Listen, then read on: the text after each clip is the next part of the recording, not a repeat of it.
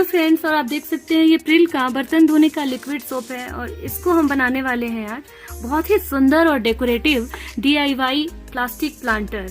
और आप देखिए इसको हम हैंगिंग बनाएंगे और बनने के बाद ये क्या लुक चेंज होगा ये भी आप देखेंगे आज के वीडियो में। और साथ ही दोस्तों बहुत ही आसान है बनाना, थोड़ा सा गार्डन में नया प्लांटर भी ऐड हो जाता है और लुक भी चेंज हो जाता है। ये जो गैलन है इसी तरीके के और भी गैलन आते हैं, आप सेम डिजाइन बना सकते हैं।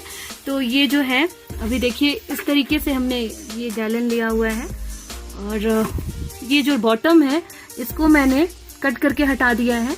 यहाँ पे हम सॉइल भरेंगे और साथ में इसको हमें डाउन में रखना है।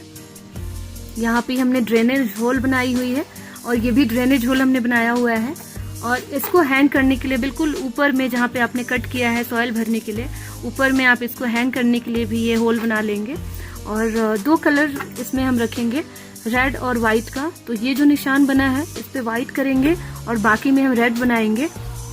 आगे देखेंगे कि ये किस तरीके से चेंज होता है और क्या लुक आता है। तो इसके लिए मैंने जो वाटर प्रूफ का रेड कलर लिया हुआ है और ये वाटर प्रूफ ही यूज करें गैलन के लिए या प्लांटर के लिए कि कभी बारिश हो, वाटरिंग हो तो ये कलर इसके डिसकलर ना हो, क्योंकि जब पानी पड़ने के बाद कलर जब झड़ने लगते हैं तो बहुत ही गंदा लगता है प्लांटर, हमारी सारी मेहनत बेकार हो जाती है। तो कोई भी वाटर प्रूफ का आप कलर ले सकते हैं और मैंने रेड और व्हाइट का कॉम्बिनेशन रखा है, वो आप अपने हिसाब से चेंज कर सकते हैं। तो चलिए अभी हम इसको कलर करते हैं।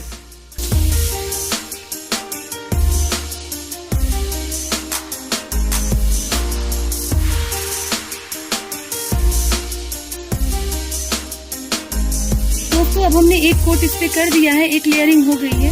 तो सूखने के बाद हम इस पे डबल कोट भी करेंगे। दोस्तों एक लेयर सेट हो गया है, अब इस पे हम डबल कोटिंग भी करेंगे। उसके बाद बाकी का काम हम करने वाले हैं। कैप को भी हम रेड कलर से करेंगे। दोस्तों देख सकते हैं इसको हमने रेड कलर से दो लेयरिंग कर दी है और ये जो ग्रीन पार्ट है इसको हम व्हाइट कलर से करेंगे।